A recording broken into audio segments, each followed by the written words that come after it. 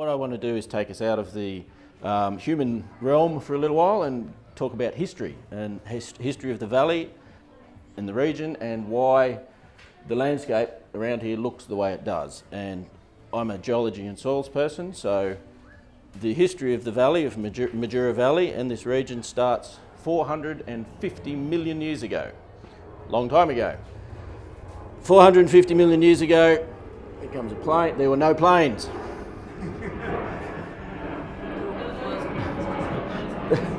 Well, no, there were no planes 450 million years ago. No flying planes, and there were no planes.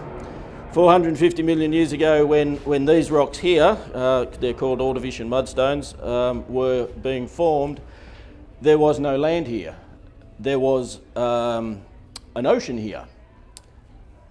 The nearest land, which was the edge of Gondwana, was round about over near where the South Australian border is today. So when these rocks were being formed, we were at the bottom of a deep ocean, and the Gondwanan continent was shedding out in big rivers that were being deposited on the continental slope. And these are called Ordovician turbidites, which in geology has a very specific meaning. Normally I have pictures to describe, and I'm going to wave my arms around a little bit. The rivers deposit the sediment out to sea. That sediment sits on the continental shelf, on the continental slope, and every now and then there's an earthquake, and all of the massive material that's sitting on the continental slope goes whooshka and gets deposited down on the bottom of the ocean. And it settles in a way that, because gravity always wins, where you get the coarser sediments down the bottom. It's what's called a finding up sequence, where you get layers of sandstone, siltstone, mudstone, claystone. And this continues over 25-30 million years, generally depositing it in a flat layer of repeated sequences of sand, mud, silt, clays. And eventually it turns into a rock. So it was originally deposited in flat layers, and over the course of time, long time periods, what was once flat has now been sort of squashed up and bent and is all sort of messed up and faulted. So that's the beginning of this valley. 450 million years ago, that's these rocks here now. How does that relate to the landscape today and the management of this landscape? Well, as you can see from this picture, it makes very poor soils that are very fragile, that are very hard to manage. Most of this is now the Majura Range firing area, and it has very specific management problems related to those rocks and how they were formed. So what happened 450 million years ago is relevant today. Now the next youngest rocks, cheat sheet, Canberra Formation, which are these rocks sort of down in the middle here. Less deep ocean, so what we can tell from history, and we're talking about 20 million years later, the ocean was beginning to get shallower. There was an island arc had formed. There was what's called a subduction zone, where the bottom of the ocean floor was being driven down underneath what was beginning to be the continent. The best way to explain it is think of Japan. So the way Japan looks now, you've got an island with volcanoes in it, you've got an ocean to the left between Japan and China, and you've got a deep ocean, the Pacific, out to the east. Very similar situation was happening. Started off being very deep, got shallower, some volcanic islands started to form, and we began to get some volcanoes starting to erupt.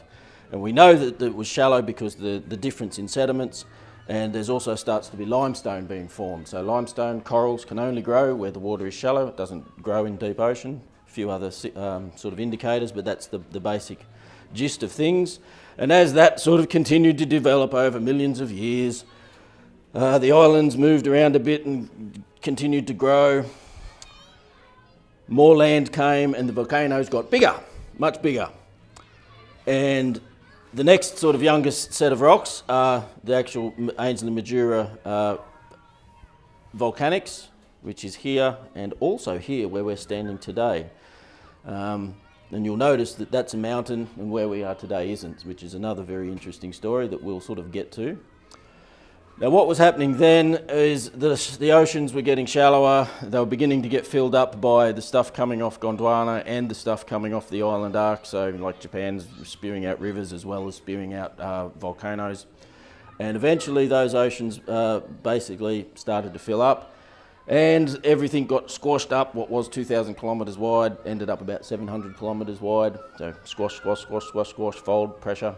And in the process of the subduction zone being pushed down deeper and deeper, goes down really deep, gets really hot and melts, and then comes back up to the surface and spits out as a volcano.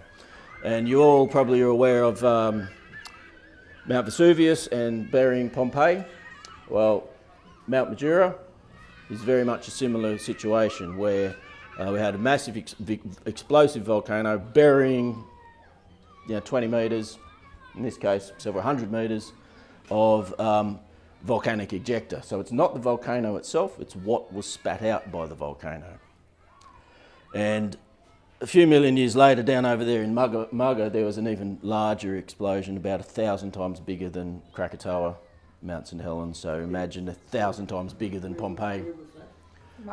The Mugga porphyry. So it's very, very similarly related rocks, only a few million years later. Must have been very a long time ago, though. Oh yes, 440 million years ago. Oh, right. Sorry, right. Yes, we're not talking about human perspective. So these rocks were here when there was no life on the surface of the land at all. No plant life, no nothing. I'm just getting a bit confused. Yeah. I'm talking big time, yeah, and it is. It's hard to get your head around it. So before life, by the time these were being ejected as volcanoes, life had got a bit of a foothold on land. There was a few plants, but certainly looked nothing like this. So we're talking about when this was an ocean and in a transition over 100 million years from an ocean to land. So yes, it's Ainsley Volcanics, 420-ish million years, give or take a few million years. This was a fairly small volcanic eruption, and I was just sort of mentioned the Mugga porphyry because it was 1,000 times bigger than Mount St Helens or Pompeii being buried. So imagine 1,000 times Pompeii being buried. So the Mugga porphyry, how extensive is that today? It's a lot more extensive than the Ainsley Volcanics. This was apparently only covered roughly 30 square kilometres. The Mugga porphyry, which is a few million years younger but genetically related, same sort of stuff, the same essential regime of big volcanoes blowing up explosively and burying lots of country. I think it was more, a couple of hundred sort of square kilometres. So it's found that Mugga porphyry is found sort of a lot more places around Canberra and outside of Canberra. However, I don't know exactly, but it's a lot more extensive than Ainsley. This doesn't go very far, really, the actual Ainsley volcanics. But the 10, 20 million years around that, where other volcanoes were going off, where the same basic thing was happening in this region, essentially covers the whole eastern seaboard. From sort of from Brisbane down, the same sort of thing was happening. Just like Japan covers a very large area, and the same sorts of things are happening in our time scale very slowly, but in a geological time scale, 10, 20 million years, a lot of things happen. So at this stage, we've still got some shallow oceans. Remember, this is a history lesson, going back a long way. We've still got some shallow oceans, but the oceans are being filled up, and the next stage of evolution of the valley was when, it's a bit hard to explain, but I'll try again with my waving my hands. Eventually the subduction zone moved, and as that stuff gets pushed down 10, 20 kilometres and heats up and comes back out as volcanoes, if the subduction zone moves, which it did, it moved out towards the Pacific, the heat source stops. The volcanoes stop. 20 million years later, the volcanoes stop. And what's left 5, 10 kilometres down turns into granite, essentially. Crystallises slowly at around about 5 kilometres depth. And there's a bit of granite up here called the Sutton granodiorite, which is granite with a bit of iron in it. And that was essentially made 380 million years ago, thereabouts, but it was made 5 kilometres down. Now that is the youngest rocks in this entire valley. So what's happened for the last 380 million years, and how did something that was 5 kilometres deep get to be at the surface? So 380 million years ago, all the rocks that are here now were here, but they looked nothing like this. What happened over the next 380 odd million years? Lots of things. The Earth pushed this way and that way, up and down. You'll notice that lots of north-south lineaments happening. The mountains all run north-south, the rivers all run north-south, because the faults all run north-south. This is a great big fault, another big fault here, another big fault here. And over the next few 100 million years, those faults continued to be reactivated, and this bit came up, that bit went down, then it got stretched out, got filled up, got pushed up, got eroded away. That happened 3 times, and we now know that this particular area, there was 5 kilometres of land on top of us that has now been eroded away. And that brings us to around about now, and why the world looks the way it does today. At what point did this area emerge above the ocean then? Around about the end of the volcanic period. It's a little bit iffy, and right here is a bit different to what happened 50, 100 kilometres down there, just as when you go up and down the coast it's not a straight line, but you're talking about 350 million years to 250 million years, roughly. A very large sort of period of time, a long way back. But then in that sort of time, 250 million years ago in the Permian, there was 2 or 3 kilometres of ice on top of this land here, on top of the 5 kilometres of land that has since been eroded.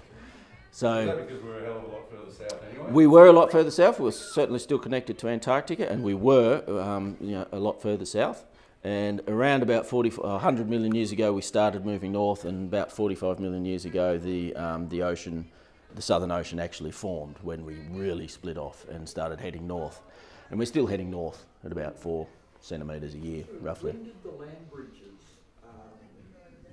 the land bridge between Tasmania and Australia, and also there were land bridges in the north? Yes. Through to Indonesia.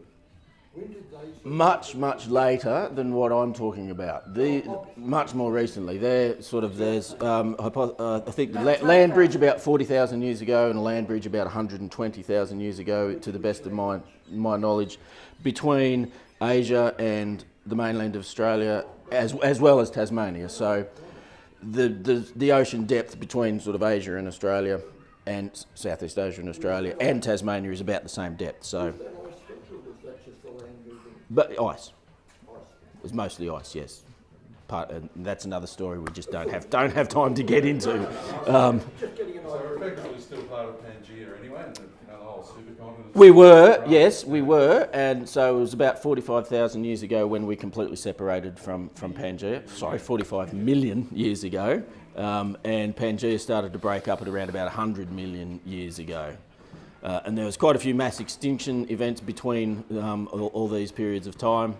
And about 250 million years ago, the greatest mass extinction event occurred, where 90% of everything in the ocean died, and about 70% of everything on land died. Do they know what caused that? When I was at university 20 years ago, they were certain that it was an ice age. They have since sort of changed their mind, and they're more thinking it's a atmospheric chemistry, ocean chemistry change, and a combination of both. It's complex. Talk about meteorite. Yeah, but the meteorite was definitely the 65 million year ago end of the dinosaur thing, but there have been many more mass extinction events, and some much bigger going back further. Yeah, the history of the world is a very, very long story. Okay, so that's great. Yep. Briefly, you said 3 kilometres of ice, 5 kilometres of extra soil. Mm-hmm. That's 8,000. About 8 kilometres. Well, the ice doesn't sort of count as land. And what happens when you've got 3 kilometres of ice and then it melts, the land actually goes up in response, because all that weight of ice So it was compressing. was compressing it, And yes. Are we still 5 kilometres below sea level, or do you know where the sea level is roughly at this point? Roughly, It's a bit hard to say, but roughly where we are now, if you know, sort of relatively speaking, roughly where we are now. So the land was above sea level, but much like in Antarctica, at the moment, much of the land with 3 kilometres of ice on top of it is below sea level. But if all the ice melted, it would be above sea level because of isostatic rebound. It would float up. Except the sea level would And I've talked too much already. 5 minutes, okay. So that's the history of from a geological perspective, way before humans arrived, how the landscape got to be the way it is today. Now, how does that relate to the sort of work that I get asked to do, which is make these sorts of products which are used for management?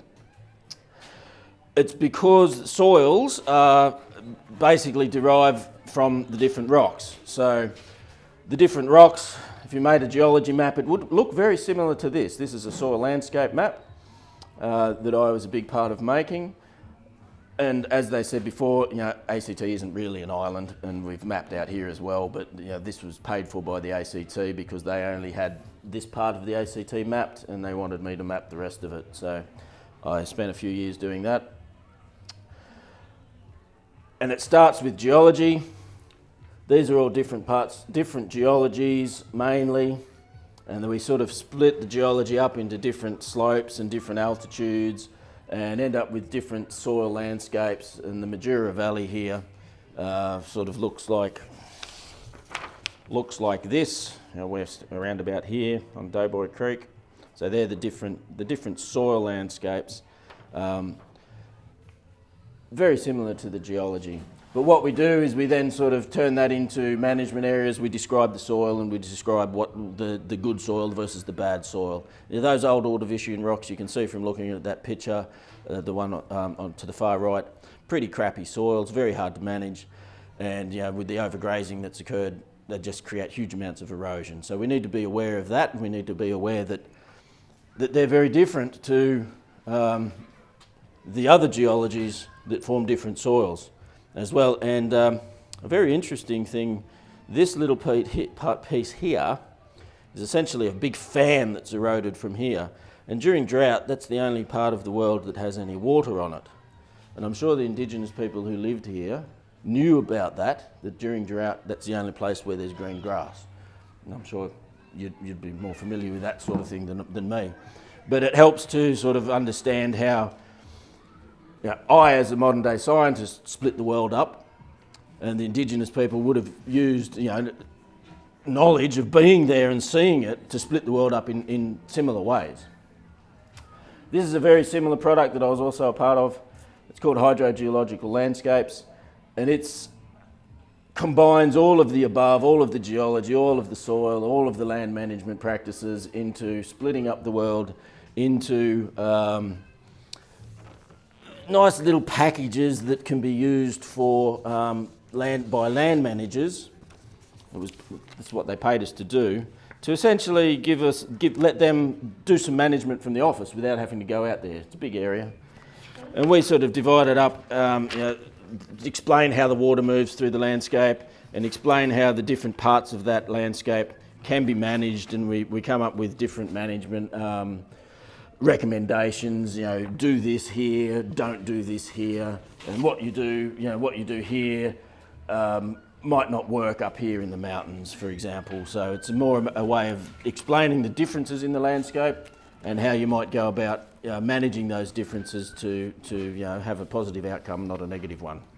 It's much more complex than that, but the time that I've got, that's about as good as I can do. G'day, come in. Any questions? Or any more questions? Are they available? Sorry? Are they available? Yes, all of this stuff is actually available on the web. Just, you know, you could look up Majura Valley Soil Landscape or Majura Valley HGL, and you'll actually find them if you just Google it. Here's a picture I forgot to show, which is rough, a very diagrammatic picture of what I was talking about. Deep ocean a long time ago with some volcanoes. It all gets pushed and folded and squashed, and then it gets eroded, and then you end up with basically this, which is what we've got today. I just want one very quick question. Sure. Were we part of Africa, it's just a land bridge once, or was it more than that? We were at the 450 odd million years ago to around about 250 million years ago. We were the one land mass. It was a supercontinent called Gondwana, and South America, Africa, Australia, India, and the Arabian Peninsula were all together as one land mass. I thought that I had someone who disputed that. Just an American man who reckoned you were just a landmass, and I was sure that it was. No, that is the case. Sure, it was more than just a land bridge, but he reckoned that's all it was. No, it was all sort of squashed together, and then over millions and millions of years, sort of went their separate ways. And, Thank you for that. I'll just check the map. It was just to do with one of the land, soil, landscape units, that's all. Sure, if you have, I've got the individual soil landscape units for the Majura Valley here. Yeah. I've also got the work that was done 20 years ago. If you want to, so feel free to talk to me about specific details afterwards. Thank you, Wayne. Thank you.